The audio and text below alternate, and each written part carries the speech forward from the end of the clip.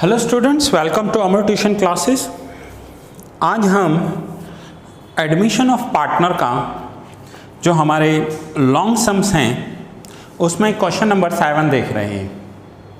सो आइए देखते हैं क्वेश्चन नंबर 7 में हमें क्या करना है, क्या बनाना है। यह आपको पेज नंबर 207 पे दिया हुआ है। A and B are the partners sharing profit and loss in equal proportion.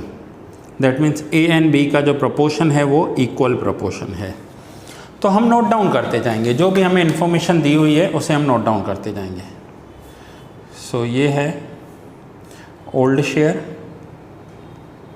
Old share में A and B equal proportion means 1:1 भी लिख सकते हैं, या फिर शेयर्स में 1/2 भी लिख सकते हैं। They admitted C as a new partner for 1/4 share. अब C share 1/4. Following balances were appearing in the balance sheet of A and B at the time of admission. Now, जब न्यू पार्टनर एडमिट हो रहा है तो old partner क्या करते हैं, जो पुराने उनके एसेट्स हैं या लाइबिलिटीज़ हैं उन्हें रीवैल्यूड करेंगे। रीवैल्यूड क्यों करेंगे? क्योंकि हो सकता है उसमें उन्हें कोई प्रॉफिट या लॉस हो रहा हो। आइए एग्जांपल के साथ समझते हैं। सपोज करते हैं ए और बी 5 साल से पार्टनर हैं और उन्होंने 5 साल पहले ये लैंड जो है, लैंड एंड बिल्डिंग,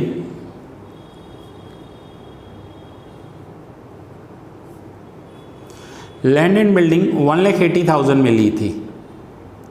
देखो लिखा हुआ है 1,80,000। अब ये जो लैंड एंड बिल्डिंग की वैल्यू है वो इंक्रीज हो गई है।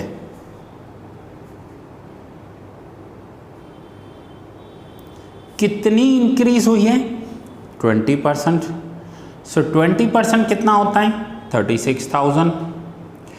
अब ये जो लैंड एंड बिल्डिंग की वैल्यू इंक्रीज हो गई है 36,000, इसमें ये प्रॉफिट सिर्फ ए और बी का है, क्योंकि सी तो आज आ रहा है। आज के बाद जितनी वैल्यू इंक्रीज होगी एसेट्स की, उसमें सी का हिस्सा होगा। लेकिन आज से पहले समझो 5 साल से ये लोग बिजनेस कर रहे हैं, ए और बी, तब तो सी नहीं था। तब उन्होंने लैंड एंड बिल्डिंग 180 में ली थी और लास्ट 5 साल में लैंड एंड बिल्डिंग की वैल्यू इंक्रीज हो गई है 36,000। तो ये जो 36,000 का प्रॉफिट है ये ए एंड बी डिस्ट्रीब्यूट करेंगे। ये ए एंड बी, तो कौन डिस्ट्रीब्यूट करेगा यहाँ पर? ध्यान से समझना। ओल्ड पार्टनर्स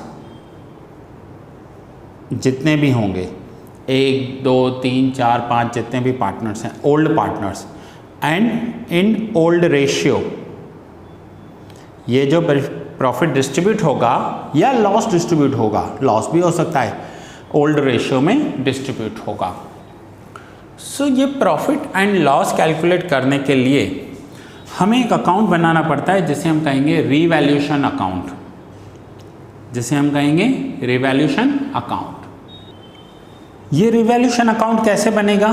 तो जैसे हम रिकंस्ट्रक्शन में करके आए हैं, हमें प्रॉफिट कब होता है? जब हमारे एसेट्स प्लस होते हैं तो प्रॉफिट होता है, एसेट्स माइनस होते हैं तो लॉस होता है।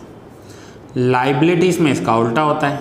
लाइबिलिटीज़ माइनस होती हैं तो प्रॉफिट होता है, और लाइबिलिटी प्लस होती हैं मीन्स इंक्रीज होती हैं तो लॉस होता है।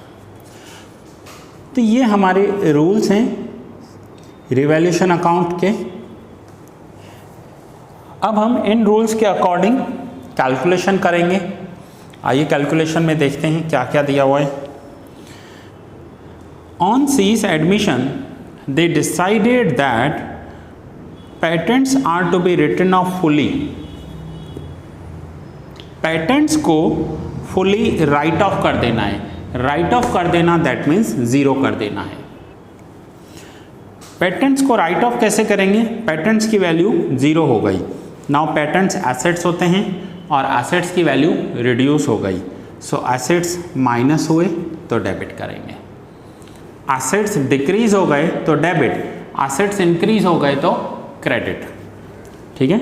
Second adjustment, value of land and building is to be increased by 20%। Land and building की वैल्यू 20% इंक्रीज हो गई। इंक्रीज हो गई तो एसेट्स इंक्रीज हुए, प्रॉफिट हुआ, और एसेट्स इंक्रीज होते हैं तो क्रेडिट होते हैं। नाउ 1,80,000 का 20% करेंगे। 1,80,000 का 20% होता है 36,000। तो 36,000 यहाँ पर लिखेंगे by land and building. Third adjustment, value of machinery is to be decreased up to 60%। Now ये पॉइंट ध्यान से समझना, यहाँ पर मैं बुक में ही हाइलाइटर से हाईलाइट कर रहा हूँ। Increased by 20% and up to 60%। जब इंक्रीज्ड बाय 20% लिखा हो तो 20% इंक्रीज करोगे, और अप टू लिखा हो, जैसे मशीन में डिक्रीज लिखा हुआ है अप टू 60%, इसका मतलब होगा कि हमें मशीन्स 40% डिक्रीज करना है। इसका मीनिंग क्या होगा? 40% डिक्रीज करना है। फिर से समझो, value of machine is to be decreased up to 60% लिखा हो, या value of machine is to be decreased by 40% लिखा हो। दोनों की मीनिंग एक होती है। यहाँ पर मैं आपको बोल रहा हूँ कि मशीन की वैल्यू 40% डिक्रीज कर दो, और यहाँ बोल रहा हूँ कि मशीन की न्यू वैल्यू 60% कर दो। अब न्यू वैल्यू 60% कर दो मीन्स रिड्यूस कर दो, दोनों का मीनिंग तो सेम ही होगा। सो मशीन देखिए कितने हैं? 60,000। तो 60,000 का 40% मशीन रिड्यूस होगी, डिक्रीज होगी, और लॉस हुआ, एसेट्स डिक्रीज हो गए, डेबिट करेंगे। एसेट्स डिक्रीज हो गए तो डेबिट करेंगे।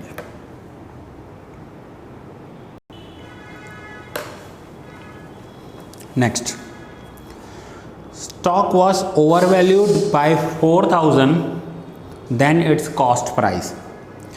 स्टॉक की वैल्यू ओवरवैल्यूड कर दी है। ओवरवैल्यूड कर दी है मीन्स हमने ज़्यादा लिख दी है, स्टॉक ज़्यादा वैल्यू लिख दिया है। इतनी वैल्यू है नहीं स्टॉक की, हमने स्टॉक को ओवरवैल्यूड कर दिया है। कितना? 4,000। तो अब स्टॉक की वैल्यू कम करेंगे। सो रिवैल्यूएशन अकाउंट में debit side 4,000 to stock account.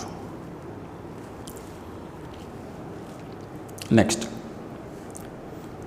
Creditors of 6,000 are not to be paid. 6,000 के क्रेडिटर्स को अब पे नहीं करना है।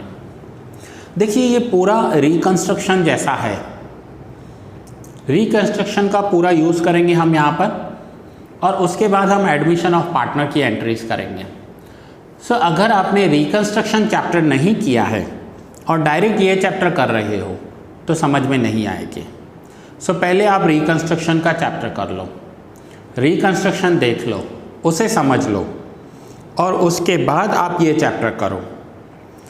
आपके पास रिकंस्ट्रक्शन के लेक्चर हैं तो ठीक है, नहीं है या आपको मेरे व्हाट्सएप ग्रुप में ऐड होना है तो आप मुझे इस नंबर पर कॉल या मैसेज कर सकते हो 9712342616।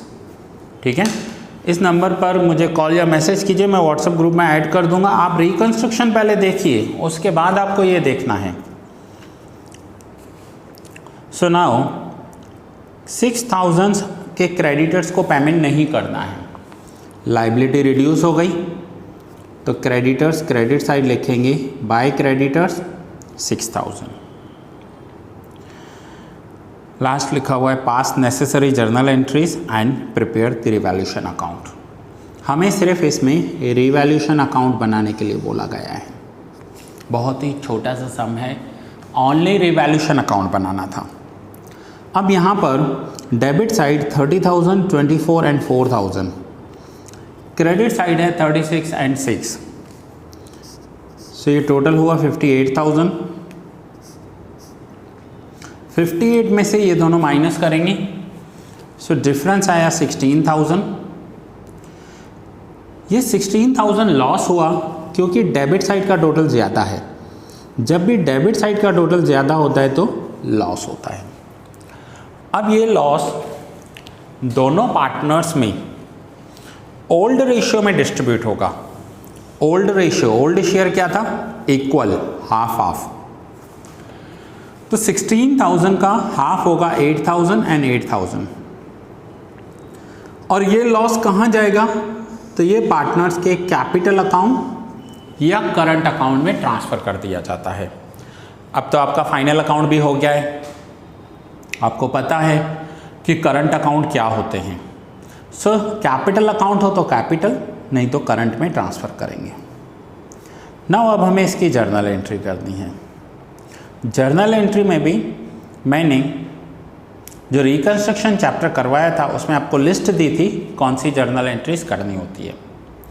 हमें एडजस्टमेंट्स की जर्नल एंट्रीज करनी है, रिवैल्यूएशन अकाउंट का पूरा डेबिट साइड कवर करना है, रिवैल्यूएशन अकाउंट का पूरा क्रेडिट साइड कवर करना है, प्रॉफिट एंड लॉस की एंट्री अलग से करनी होती है, पार्टनर अगर कोई कैपिटल लेकर आया है तो उसकी एंट्री करनी होती है। तो आइए देखते हैं, पहले हम रिवैल्यूएशन अकाउंट के डेबिट साइड की एंट्री करेंगे। सो एंट्री होगी रिवैल्यूएशन अकाउंट डेबिट 58,000। ये देखिए आपका यहाँ पर जर्नल एंट्रीज कर रहे हैं हम। रिवैल्यूएशन अकाउंट डेबिट 58,000 मैंने टोटल लिख दिया। To patents account 30,000, to machine account 24,000, to stock account 4,000। Revaluation में डेबिट किया है, पेटेंट, मशीन एंड स्टॉक को क्रेडिट कर रहे हैं। So revaluation account debit 58,000 to patents, machine and stock. ये हमारा रिवैल्यूएशन का डेबिट साइड पूरा हो गया। नाउ रिवैल्यूएशन अकाउंट के क्रेडिट साइड कौन कौन सी एंट्रीज आ रही हैं? तो रिवैल्यूएशन अकाउंट के क्रेडिट साइड है 36,000 लैंड बिल्डिंग और 6,000 क्रेडिटर्स, दोनों का टोटल हुआ 42,000। रिवैल्यूएशन को क्रेडिट किया है तो डेबिट क्या करेंगे? Land and building account debit 36,000, creditors account debit 6,000 to revaluation account 42,000। Land and building 36, creditors 6, revaluation 42। So 36 plus 6 42। Land and building account debit, creditors account debit to revaluation account. अब हम करेंगे profit और loss की entry. So profit और loss कितना हो रहा है? तो 8,000 यहाँ हमने क्रेडिट किया है। रिवैल्यूएशन को क्रेडिट किया है तो डेबिट कैसे करेंगे? कैपिटल अकाउंट को। तो एंट्री होगी S capital account debit 8,000, B's capital account debit 8,000 to revaluation account. अगर रिवैल्यूएशन को क्रेडिट किया है तो ए और बी को डेबिट करेंगे। यहाँ पर रिवैल्यूएशन को क्रेडिट किया है तो land and building and creditors को डेबिट करेंगे, ये देखिए। और अगर रिवैल्यूएशन को डेबिट किया है तो हम पेटेंट, मशीन एंड स्टॉक को क्रेडिट करेंगे। सो ये है क्वेश्चन नंबर 7। लॉन्ग सम में स्टूडेंट्स मैं हर एक क्वेश्चन का एक अलग सेपरेट वीडियो बनाऊंगा, जैसे ये क्वेश्चन मैंने 7 कवर किया। सो क्वेश्चन नंबर 7 में ये पॉइंट्स कवर हुए। क्वेश्चन 8 का अलग वीडियो बनाऊंगा। थोड़ा लेंथी चैप्टर है, वीडियो ज़्यादा बनने वाले हैं, ये तो मैंने आपको इंट्रोडक्शन में ही बता दिया था। बट हम एक भी सम छोड़ेंगे नहीं, आपको सारे लेक्चर्स, सारे वीडियोस मिलेंगे, ठीक है। सो ये है क्वेश्चन नंबर 7, आप नोट डाउन कर लीजिए, स्क्रीनशॉट ले लीजिए। ये एक फर्स्ट पेज और ये सेकंड पेज, और ये इसके कुछ पॉइंट्स जो हमें दिए हुए थे हमने नोट डाउन कर लिए। सो स्टूडेंट्स ये लेक्चर यहाँ ही पूरा कर रहा हूँ। मिलते हैं नेक्स्ट लेक्चर में नेक्स्ट सम के साथ।